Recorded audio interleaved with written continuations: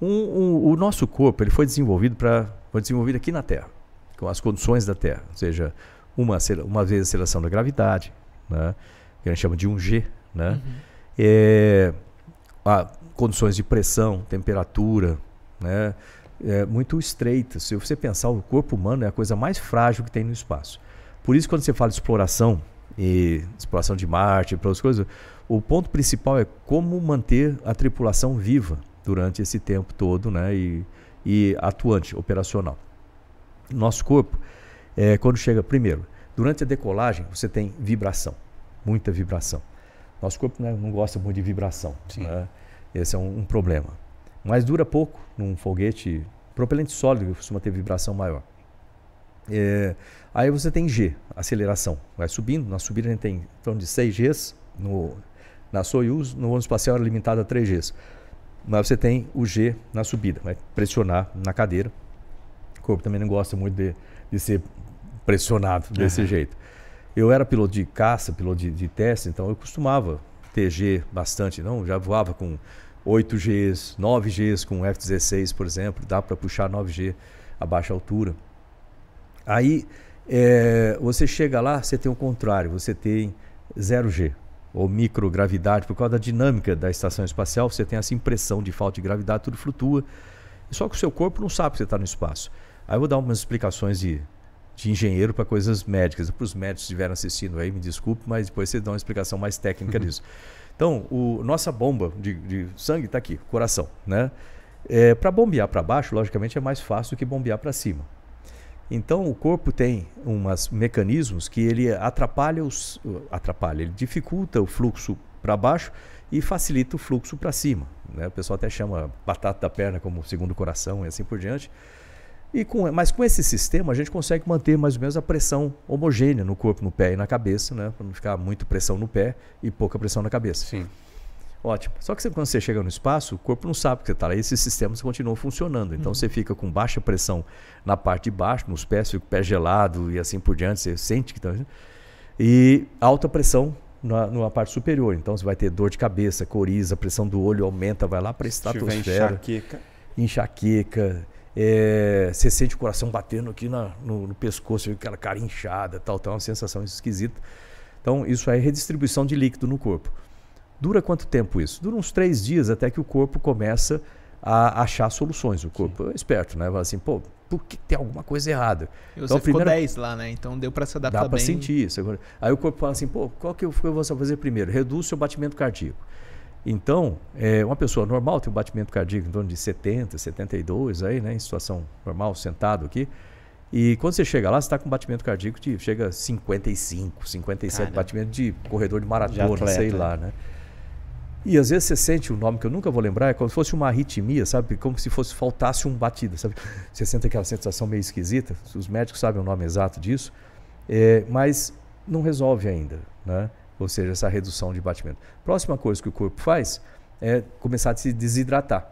Aí você começa a ir 15 vezes no banheiro por dia, fazer xixi, tal, e vai desidratando. E de certa forma, ele acaba regulando a situação e você se sente bem. Nós temos uns mecanismos, alguns equipamentos lá que ajudam. Por exemplo, fazer exercício na esteira ajuda, preso com elástico, logicamente. Sim. Exercícios de resistência com elásticos. Tem um sistema que pressuriza a parte de baixo do corpo, também ajuda. Tem um tipo de um garrote que você coloca nas pernas também durante alguns períodos durante o dia, que também ajudam nisso aí, na circulação periférica. Então tem uma série de mecanismos que ajudam nisso aí, mas não resolve o problema totalmente.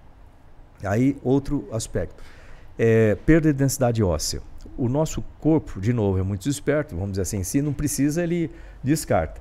Então, logicamente nós temos nosso peso em cima do esqueleto, e isso estimula o corpo a produzir células ósseas. Chega lá, você não tem esse peso, mas o corpo reduz a produção de células ósseas, você tem uma osteoporose induzida pela microgravidade.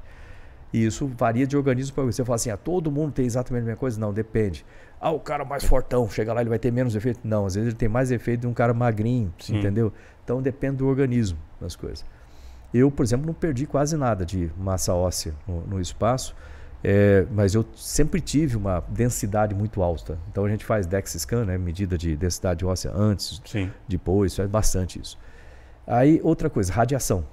Você está fora da atmosfera, mas ainda dentro do campo magnético da Terra. Então você tem alguma proteção do campo magnético para partículas de alta energia do Sol, mas você perdeu a proteção da alta atmosfera. Então você está sujeito à radiação. Tem uma coisa interessante, que às vezes você está deitado, você fecha os olhos para dormir e você tem a impressão que tem alguém com uma máquina, com um flash, tirando foto de você. A nítida impressão. Aí você, obviamente, não tem ninguém fazendo isso, mas é porque na nossa retina, muito pequenininha, né, a região da retina ali, ela é atingida de vez em quando por essas partículas de alta energia e isso excita a retina, é como se fosse um flash de luz, né? Que mais? Você tem também alguns efeitos com relação ao sistema de equilíbrio. Aqui na Terra, nosso sistema funciona. Para quem não tem labirintite, ele funciona bem, de certa forma. Os canais semicirculares no ouvido. Então tem aquele líquido lá dentro, são 3 semicírculos, né, cada um num eixo. E aí o líquido lá dentro, com um tipo de um cíliozinho, como se fosse uma rosquinha oca, né? Aí aquele líquido, você bota a cabeça para frente, o líquido movimenta, o cérebro, aqueles pelinhos são sensitivos, o cérebro integra aquilo lá e fala, você movimentou a cabeça para frente, para o lado. Mesmo com o olho fechado, você sabe o que fez. Ótimo.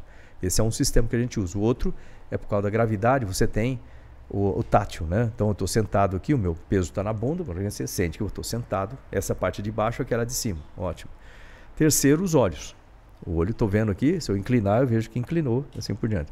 São os 3 sistemas que a gente usa para sensação de equilíbrio aqui. No espaço, o único que funciona são os olhos. O restante tudo falha, né? Primeiro que você não tem peso, né? Você vai ter massa, mas não tem peso. Então, esquece essa parte. Segundo, porque esse líquido ali dentro, quando chega no espaço, eles começam a se mexer de forma aleatória lá dentro, começa a dar sensação ruim, você começa a passar mal, porque, isso está dizendo uma coisa para o cérebro, o olho está dizendo outra, o cérebro fica confuso e pergunta para o estômago, aí, né?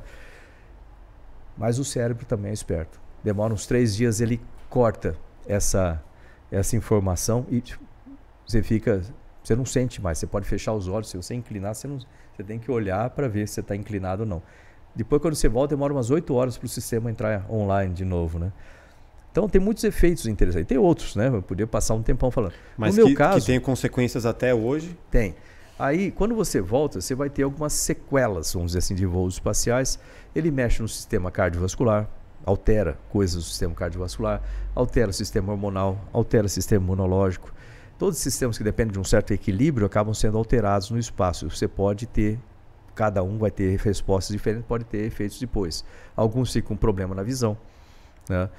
Por causa da pressão de lá. Outros vão ficar com problema de osteoporose, assim por diante. E eu fiquei com problema de ouvido. Eu sou praticamente surdo dos 2 ouvidos. Eu uso aparelho, né, nos 2 ouvidos. Eles são bem pequenininhos, mas eu tenho que usar isso porque o ouvido tem o ouvido interno, cóclea, aquele negócio todo. Tem o ouvido médico, aqueles 3 ossinhos lá, né? Bigorna e etc, né? E martelo, bigorna e estribo, né? E tem o tímpano e depois você tem o tubo que leva à orelha, né? No meu caso, o meu sistema imunológico ele começa a atacar a parede do tubo auditivo, do canal auditivo externo, porque ele é muito, vamos dizer assim, ativo, né? Tem que produzir cera, etc. Meu sistema imunológico acredita que aquele negócio seja alguma infecção, ele começa a atacar a parede do tubo. Ele ataca o tubo, cria pele de cicatriz. Ele ataca de novo, mais pele de cicatriz. Vai fechando. Então tem estenose causada por isso. Fiz 3 cirurgias, não posso mais fazer cirurgia, que toda a estrutura externa já está danificada. A próxima parte vai ser fazer um teste. Eu tenho usado um equipamento, não estou com ele hoje aqui, para testar pelo osso, primeiro externo, e depois vamos ver se a gente coloca um implante no ósseo para poder, já não é coclear, é um implante ósseo para eu poder ouvir pelos ossos.